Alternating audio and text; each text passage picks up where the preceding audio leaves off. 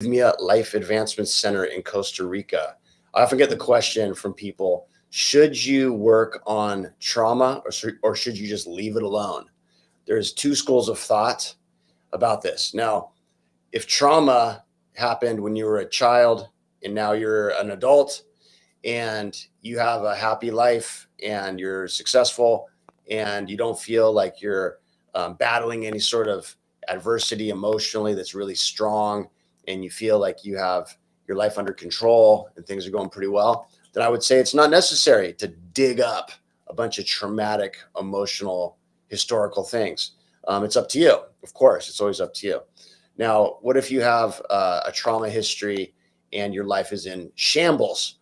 What if you have an addiction currently? What if you are depressed or anxious and don't trust people and can't relate to anybody, and you feel like you're isolating and you are suicidal, at least have thoughts about it? Then I would say it's probably a good idea to try to look at some of the history, traumatic history, and the emotional baggage that you might be carrying around with you. Now, people often ask me at Rythmia when they go through the program, do they have to relive traumatic moments? And the answer is no, you don't have to. Do some people? Some people have reported that they've remembered trauma events. And then, of course, being trained in psychology in Los Angeles for many years, we had to study false memories and if there's things that are coming up that are maybe not accurate. And so there's always this like sort of gray area where you have to be careful, and you don't want to create more trauma by processing trauma. So it's really up to the individual about how often and how deep they really want to go to kind of uncover what might be hindering their success and their happiness now. And when I was in the addiction world, and I used to run a rehab in LA called Passages Malibu, I was the administrative director.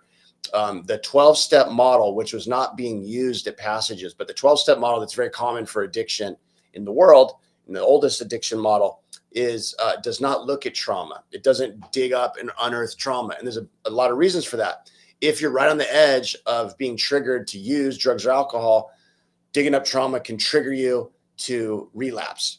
And so 12-step communities are lay communities, meaning they're run by the group members. They're not run by psychologists or psychiatrists and all that, unless you go inpatient, and then there's like that happens inpatient, but that's a different story. So the goal then for like trauma work at a 12-step sort of community that is outpatient is just about getting you some practical tools, getting rid of some baggage a bit, and that's what making amends is about, and then just kind of moving forward in a way that keeps you positive and looking to the future with support. And that part's good.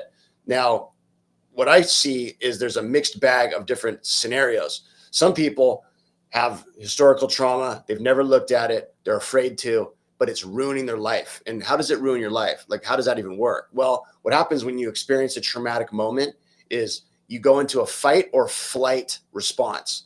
So if I'm being scared by a bear in the woods, I don't want to freeze, because if I just freeze, then I'm going to get eaten by this bear. So I'm either going to fight the bear or I'm going to run away from the bear. In order to do that, I need my emotions to get pushed out of the way. My emotions of fear, of anger, of worry, all those emotions, empathy for the bear, all of those emotions need to get moved out of the way so I can behaviorally survive, either fight or flight. And so what happens is those emotions that are present during the bear attack go into the amygdala, and that's where they are stored up for future release. However, in the Western model of living, we don't look at those historical emotional baggage moments. We don't look at them. We don't look at trauma.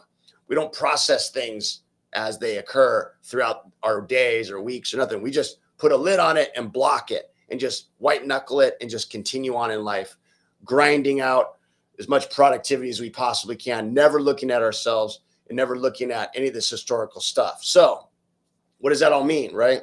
Well, it means if that fear from the bear attack and you survived because you ran, if that fear is hindering your ability to go on a hike in the woods ever again, then you need to let it go. You need to release the fear of the bear, because you're probably not going to go hiking in the backwoods of Alaska anymore alone with a bunch of salmon on your back. Probably not going to do that anymore. You're probably going to go in the local mountains in California, and there's still black bears there, but they're not going to maybe come get you as easily. So you want to do that. So how? Well, you have to release the emotional baggage you're holding from that event.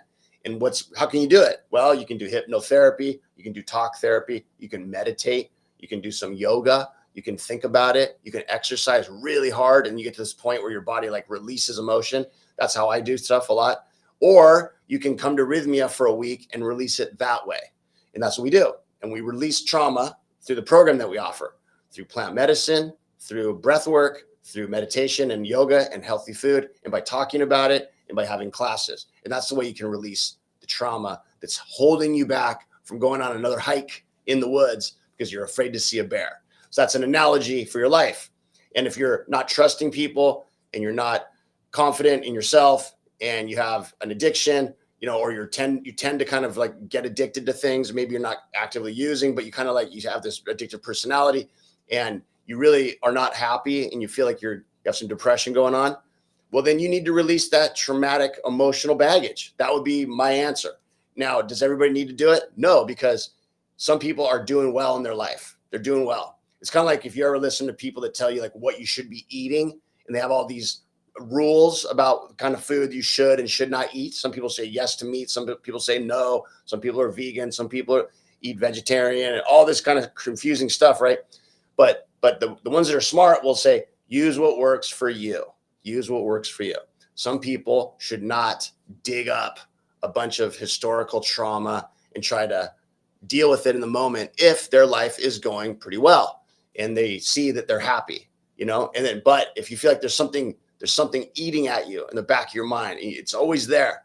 Well, then let's look at it. Let's release it. You're going to find that you are stronger than you think. You're going to find that all this stuff you've been afraid of dealing with, it's not that bad. It's going to come up and you're going to feel it and you're going to release it.